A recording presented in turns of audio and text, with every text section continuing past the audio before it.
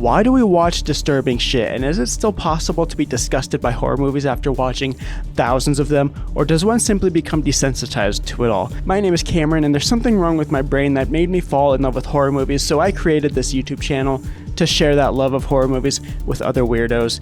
That's you. I've seen a ton of gross horror movies, and I feel like I can tolerate a bit more than most, but even so, there are some movies that I just never stop thinking about. Now, yes, I know that there are a ton of disgusting movies and scenes, but these are the ones that come to mind when I think about it, so don't flood my comments with what you think is the most disgusting horror movie. Actually, you should do that. Which movies absolutely disgusted you and burned themselves into your brain to the point where you just can't stop thinking about them years later? These are mine.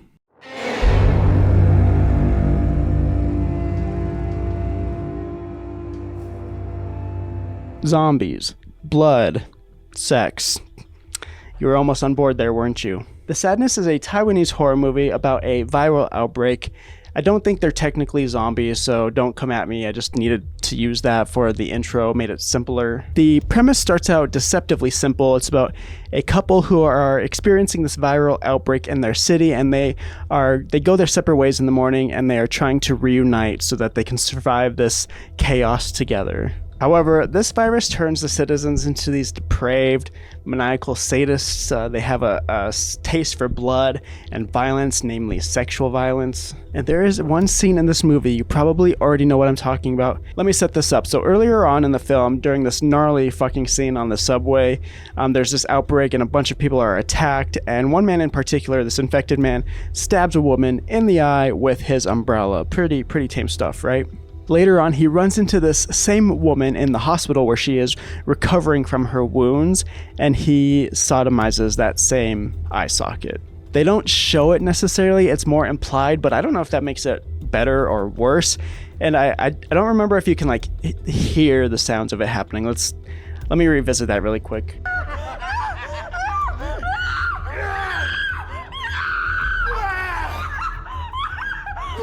Okay, you can't really hear it happening. That might have taken it to unbearable levels, but it is disgusting nonetheless. But that scene just lives rent-free in my head.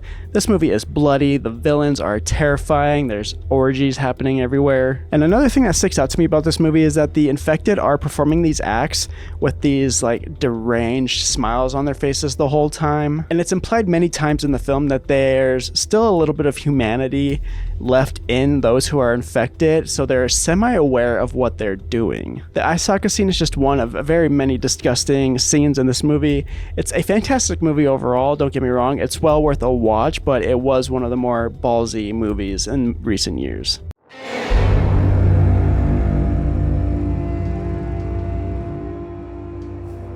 The Human Centipede 2 takes the first film and amplifies every aspect of it. If you don't know what the first film is about, oh my sweet summer child. It's about a surgeon who wants to create a human centipede, as the title suggests. It's literal. He wants to do it by conjoining humans ass to mouth, and he does so surgically. But he only does it to 3 people only. In Human Centipede 2, we follow Martin, who is a mentally disturbed parking garage attendant who is obsessed with the first film. Like, obsessed as in he watches it while he's at work and while he's at home, and he's got this scrapbook from the first movie and these surgical drawings everywhere. Yeah, he's pretty obsessed. So this parking garage attendant decides to recreate the human centipede, except he wants to take it to the next level. Instead of using 3 people, he wants to do it to 12 people. 4 times the defecation. Here's the kicker in case you haven't put it together yet. He's not a surgeon. He has no medical training. He has no tools. He just uses like duct tape and staple gun, I think is what he uses to put these people together, which kind of makes it a little more unrealistic than the first movie. But I digress. The violence in the film isn't really stylized. It's ugly, it's brutal, and very real feeling. Every moment drips with grime and sweat, and the camera lingers way too long in some of these shots. It's like it's daring you to keep watching. So the movie is presented in black and white, unlike the first film, except for one scene, and let me set this one up for you now.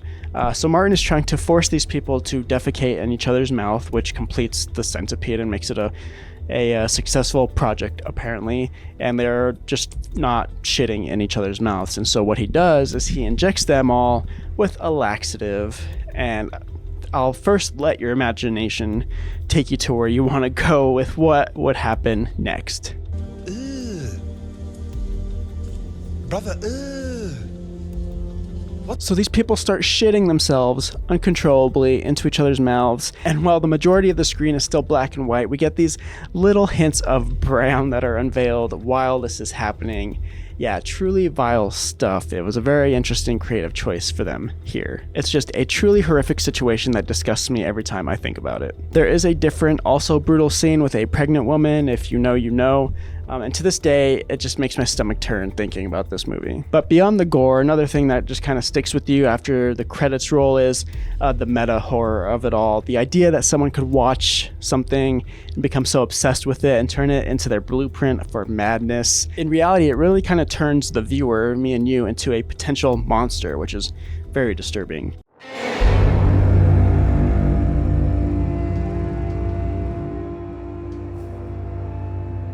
So The Bay, which is directed by Barry Levinson, who, yes, is the same guy that directed Rain Man, is a found footage eco-horror film that takes place in a small Maryland town during their 4th of July celebration. And it kind of starts off as like you could just be recounting people's celebration that day, but then people start getting sick. They are getting these weird rashes. They start like decomposing. At first, it feels like it's just a typical infection horror. People are getting those rashes, they're vomiting, they're panicking. But what makes The Bay a little bit different is that it's a very slow reveal. The entire story is told through a patchwork of surveillance cams, FaceTime calls, news broadcasts, and deleted CDC files. And it feels authentic, like something you weren't really supposed to see. And the real horror, what makes the film disgusting is that it's not entirely fictional. The parasites in the film, the little creatures that are infecting people, are inspired by actual isopods, that these tiny little creatures that can and do eat fish tongues and live inside of fish mouths. In The Bay, they're mutated because of chicken excrement that has been flooded into the bay, and the chickens were being fed steroids for rapid growth, and yeah, it transferred into these isopods. So yeah, that's why they're like growing so rapidly and able to feed on humans instead. Seeing how these people's bodies are breaking out in rashes and deteriorating, and then seeing these little creatures crawl all over the place, it just gives me the heebie-jeebies when I'm watching it. Another disgusting part of the film is how it turns out that the government knew this was an issue, and after the fact they cover it up after they resolve it, which also doesn't seem too far out of the realm of possibilities.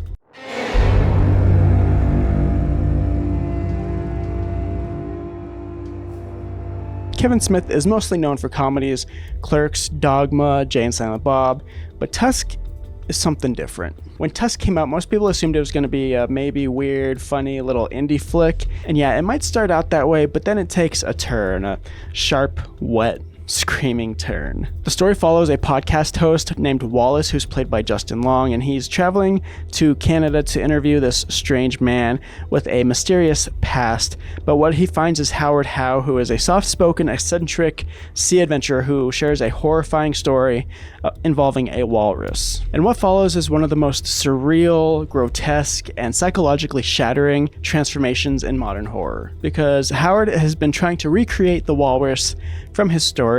He wants to recreate that bond with the walrus, literally. And this man, this psychotic, evil, wretched man, turns our boy Justin Long into a walrus. If you don't believe me, here it is on the screen. Spoiler alert. The surgery scenes are disturbing, and what's worse is the reveal when Justin Long, Wallace, is finally shown in the full walrus suit, stitched together from human skin, modified limbs, tusks jammed into his face. It's not just disgusting, it's soul-breaking. That's Justin Long he's fucking with here. And of course, the worst part is he's still alive. He still thinks, he still feels. There's a moment where he tries to scream, but all he lets out are these like pathetic animal moans anymore. You kind of realize he's been completely erased. His body has been mutilated beyond recognition, and his humanity mocked by the person who did it. I want to read this Reddit post verbatim because it very much kind of sums up the horror of this movie and what is so disturbing and disgusting about it. Just imagining the situation the protagonist was in, inside a suit that can't be removed, without his main limbs and a goddamn heat inside the suit. Just imagine the situation of his original body, dirty, nasty, inside a fucking skin suit. Not only that, but he can't eat properly with the 2 tusks forcefully stuck on his mouth. On a dirty, nasty cove inside a zoo no one visits, so no one can help him. And not only that, but his girlfriend stayed with his best friend. Just imagine that. So not only does he get turned into this walrus, this is just me talking now, bye-bye Reddit. He gets turned into this walrus, the old man is shot, so he's kind of rescued, but they just put him in this like wildlife sanctuary, which is very odd. He's lost most of his sense of humanity, and his girlfriend and best friend slash podcast host who were trying to save him earlier on visit him and just feed him a fish and then go on their merry way, but they were also like having an affair behind his back, and it's just such a tragic story, man.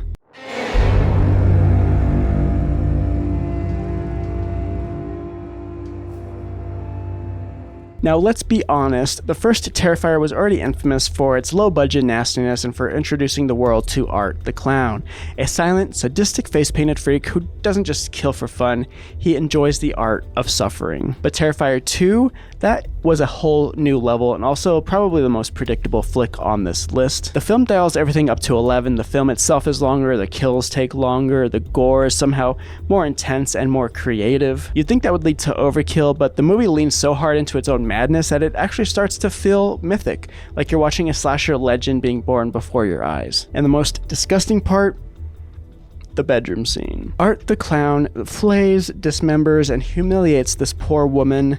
He basically redecorates her room with her body over the course of several agonizing minutes. It's definitely not quick, it's not clean, and just when you think it's over, he comes back with bleach and salt to literally pour salt on her wounds. I don't think any jump scare in the world can compare to the slow, surgical cruelty that Art dishes out here. Pretty much everything Art the Clown does is disgusting. He has no remorse, no mercy, and he's probably the most mean-spirited original villain that we've seen in horror since the 80s. Terrifier 2 is more than a film, it's an experience, and the movie doesn't play it totally straight either. It gets weirdly surreal. There's this pale little girl that's following him around as well, dream sequences, hallucinations. It's almost Lynchian at times, like the violence is warping the fabric of reality around it. By the time the credits rolled, I wasn't sure what I'd watched, but I knew I'd never forget it. Absolutely disgusting.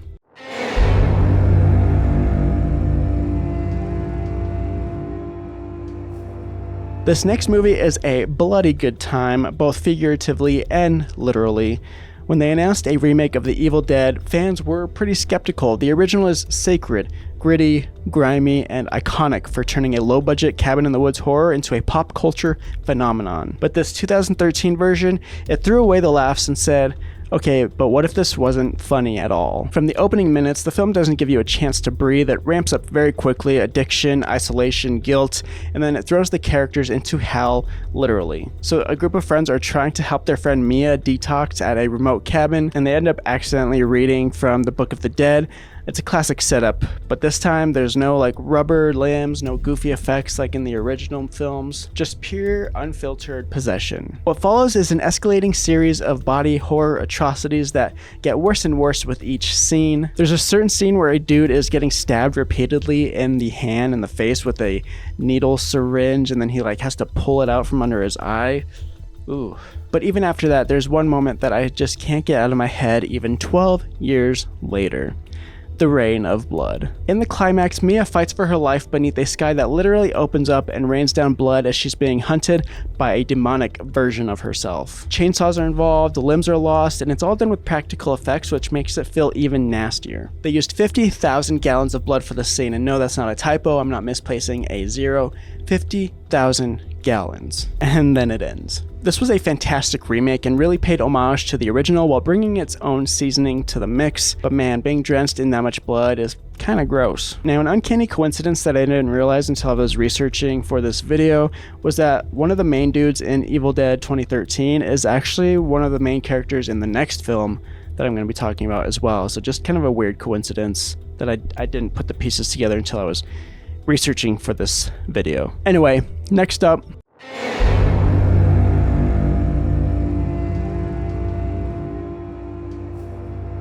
I have never felt so uncomfortable, so dirty, and so aggravated as I did after watching Dead Girl. This tops a lot of people's disgusting lists and disturbing lists, and it also tops my most pointless movies ever made list. I honestly kind of regret watching this movie. If you're unfamiliar, Dead Girl is... The setup sounds like something from an urban legend. These two high school burnouts break into an abandoned hospital on a dare and stumble upon something chained up in the basement. A girl. She's naked, not breathing, but she's not exactly dead. Not really, she's undead, immortal, she's a secret. And that's where the movie makes its turn. Not into fantasy, not into adventure, not into some other acceptable horror, just into pure depravity. One of these teenage boys sees her as a horror, and he's rightfully scared by this undead creature, and the other sees her as an opportunity. And that's the true core of Dead Girl, the slow, stomach-turning realization that some people don't need a monster to become one, they just need permission. In case it's not clear yet, these boys have sexual relations with this woman who is chained up down in this basement. It's very disturbing, very dumb, I don't like it. It's disgusting. The film does not shy away from it either. It doesn't glorify it, but it doesn't cut away. It just stares quietly, cruelly as morality disintegrates and humanity decays under the fluorescent buzz of a forgotten hallway.